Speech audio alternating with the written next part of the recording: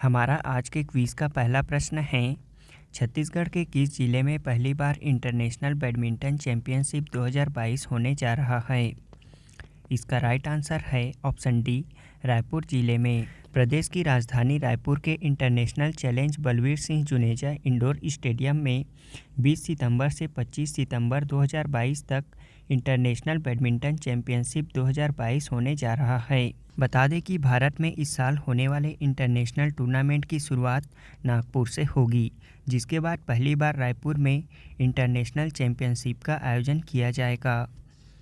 अगला प्रश्न है, 2023 में चीन में होने वाले एशियन गेम्स में स्केटिंग में भारत के लिए छत्तीसगढ़ से कौन प्रतिनिधित्व करेंगे?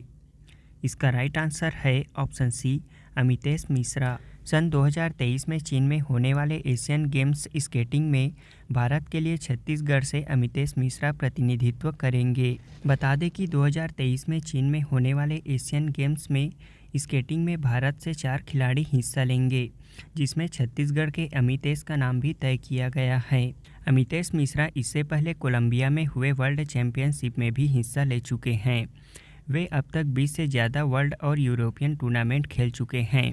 हाल ही में उन्होंने national ranking roller skating championship में 10 और 15 किलोमीटर की रेस में गोल्ड मेडल जीता है।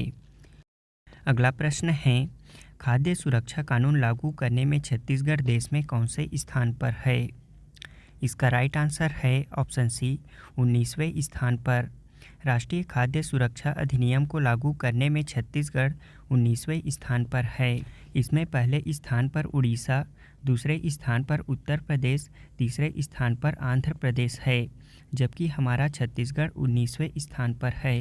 हाल ही में राज्यों के खाद्य मंत्रियों के सम्मेलन में केंद्रीय खाद्य एवं उपभोक्ता मामलों के मंत्री पीयूष गोयल द्वारा state ranking index for NFSA की रिपोर्ट जारी की गई। इसके तहत रियायती दरों पर 67% जनसंख्या को खाद्यान्न उपलब्ध कराने के मामले में कानून के क्रियान्वयन को लेकर राज्यों के प्रदर्शन के आकलन की यह पहली रैंकिंग जारी की गई है। इस रैंकिंग में सामान्य वर्ग के राज्यों में पहला स्थान पाने वाला उड़ीसा राज्य को 0.836 अंक मिले हैं। हमारा अगला प्रश्न है, छत्तीसगढ़ के नए मुख्य निर्वाचन पदाधिकारी कौन होंगे? इसका राइट आंसर है option C, P Dayanand. Chhattisgarh के नए मुख्य निर्वाचन पदाधिकारी पी दयानंद होंगे। बता दें कि भारत निर्वाचन आयोग ने IAS पी दयानंद को छत्तीसगढ़ का मुख्य निर्वाचन पदाधिकारी बनाया है। हाल ही में हुए तबादलों में राज्य सरकार ने उन्हें संचालक आयुष की जिम्मेदारी दी थी। वर्तमान में छत्तीसगढ़ की मुख्य निर्वाचन पदाधिकारी रीना बाबा साहेब कंगाले मेडिकल लीव पर हैं। अगस्त में उनकी छुट्टी खत्म होगी। इससे पहले राज्य सरकार ने उनके स्थान पर भुवनेश्वर यादव को मुख्य निर्वाचन पदाधिकारी की अतिरिक्त जिम्मेदारी दी थी, लेकिन भारत सरकार निर्वाचन आयोग ने बिना अनुमति के भुवनेश्वर की नियुक्ति को गलत ठहराया था और 3 नामों का पैनल मांगा था। इन 3 नामों में से पी दयानंद का नाम आयोग ने सहमति दी है। अब पी दयानंद छत्तीसगढ़ के मुख्य निर्वाचन पदाधिकारी होंगे। अगला प्रश्न है, G20 संगठन के लिए भारत के नए शेरपा कौन बने हैं?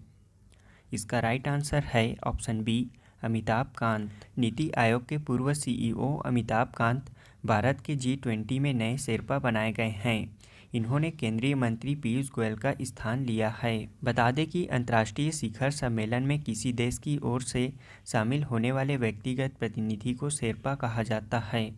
शेरपा सदस्य देशों की प्रतिनिधि के साथ मिलकर आर्थिक, राजनीतिक और वैश्विक एजेंडे की पहल करते हैं। G20 19 देशों और यूरोपियन संघ का समूह है। इसकी स्थापना सितंबर 1999 में की गई थी। भारत भी G20 का हिस्सा है। इसका 2022 का 17वां सम्मेलन इंडोनेशिया में आयोजित किया जाएगा, जबकि 2023 में 18वां सम्मेलन भारत में आयोजित किया जाएगा। अगला प्रश्न है, रोजगार और शहरों की अर्थव्यवस्था को बढ़ावा देने के लिए वर्ष 2022 में शॉपिंग फेस्टिवल की मेज़बानी भारत में कहाँ की जाएगी? इसका राइट आंसर है ऑप्शन सी, दिल्ली में। रोजगार और शहरों की अर्थव्यवस्था को बढ़ावा देने के लिए वर्ष 2023 में दिल्ली भारत के सबसे बड़े शॉपिंग फेस्टिवल की मेज़बानी करेगा। यह भारत में अब तक का सबसे बड़ा शॉपिंग फेस्टिवल होगा। बता दें कि इस फेस्टिवल के दौरान ग्राहकों को उत्पादों पर भारी छूट की पेशकश की जाएगी और त्यौहार की गुणवत्ता को उच्च बनाए रखने के लिए पुरस्कार भी वितरित किए जाएंगे। अगला प्रश्न है, मिसेस यूनिवर्स डिवाइन 2022 का खिताब किसने जीता है? इसका राइट आंसर है ऑप्शन डी, पल्लवी सिंह ने। उत्तर प्रदेश की पल्लवी सिंह ने विश्व स्तरीय मिसेस यूनिवर्स डिवाइन 2022 का खिताब जीता है। इस मिसेस यूनिवर्स कॉन्टेस्ट में 110 देशों की भागीदारी थी, जिसमें पल्लवी सिंह ने प्रथम स्थान प्राप्त किया। यह प्रतियोगिता दक्षिण कोरिया योसू में आयोजित किया गया था। हाल ही में मिस इंडिया वर्ल्ड 2022 का खिताब सिनी सेट्टी ने जीता है। साथ ही मिस इंडिया वर्ल्ड वाइड 2022 का खिताब खुशी पटेल ने जीता है, जबकि मिस यूनिवर्स 2021 हरनाज संधू ने जीता है। अगला प्रश्न है, भारत के नए उपचुनाव आयुक्त कौन बने हैं? इसका राइट आंसर है option A, R K. Gupta. R K. Gupta को भारत का नया उपचुनाव आयुक्त बनाया गया है। इन्होंने टी श्रीकांत का स्थान लिया है। केंद्रीय शिक्षा मंत्रालय ने पहली बार स्कूली शिक्षा की जिलेवार रिपोर्ट जारी की है। इसके तहत छत्तीसगढ़ में स्कूल एजुकेशन के मामले में सबसे उत्तम स्थिति पर कौन सा जिला है? इसका राइट आंसर है ऑप्शन बी, सरगुजा जिला। अगला प्रश्न है, हाल ही में छत्तीसगढ़ सरकार ने स्कूली बच्चों के लिए सप्ताह के किस दिवस को बैगलेस डे घोषित किया है? इसका राइट आंसर है ऑप्शन डी, शनिवार को। अगला प्रश्न है, हाल ही में छत्तीसगढ़ सरकार ने इस वित्तीय वर्ष 2022-23 में कितने लाख टन धान समर्थन मूल्य पर खरीदने का फैसला लिया है? इसका राइट आंसर है ऑप्शन सी, 110 लाख टन। हाल ही में किस देश के पूर्व प्रधानमंत्री रहे शिंजो आबे की गोली मारकर हत्या कर दी गई? इसका राइट आंसर है ऑप्शन सी, जापान। अगला प्रश्न है, एमडीआर और मीडिया सर्वे रिपोर्ट में अखिल भारतीय आयुर्विज्ञान संस्थान एम्स रायपुर देश भर में कौन से स्थान पर है? इसका राइट आंसर है ऑप्शन ए, 31वें स्थान पर। अगला प्रश्न है, एक जिला एक उत्पाद को डिजिटल कॉमर्स प्लेटफॉर्म से जोड़ने वाला भारत का पहला राज्य कौन बना है? इसका राइट आंसर है ऑप्शन सी, उत्तर प्रदेश राज्य। अगला प्रश्न है, भारत के छोटे शहरों में नए स्टार्टअप को चुनौतियों से निपटने लायक बनाने के लिए स्टार्टअप स्कूल इंडिया नामक पहल को किस बहुराष्ट्रीय प्रौद्योगिकी कंपनी ने शुरू किया है? इसका राइट आंसर है ऑप्शन बी, गूगल ने। अब हम पिछले क्विज का आंसर जान लेते हैं। पहला प्रश्न है, इंदिरा गांधी कृषि विश्वविद्यालय के नए कुलपति कौन नियुक्त किए गए हैं? इसका राइट आंसर है ऑप्शन ए, डॉक्टर गिरीश चंदेल। डॉक्टर गिरीश चंदेल को इंदिरा गांधी कृषि विश्वविद्यालय का नया कुलपति नियुक्त किया गया है। बता दें कि डॉक्टर गिरीश चंदेल को अमेरिका की प्रतिष्ठित बोरलॉग फिलोसॉफी और अंतर्राष्ट्रीय राइस रिसर्च इंस्टीट्यूट फिलीपींस की भी डॉक्टरेट की उपाधि दी जा चुकी है। अगला प्रश्न है, राज्य में फोर्टिफाइड चावल वितरण हेतु 10 आकांक्षी जिलों के साथ कौन से 2 हाई बर्डन जिले शामिल हैं?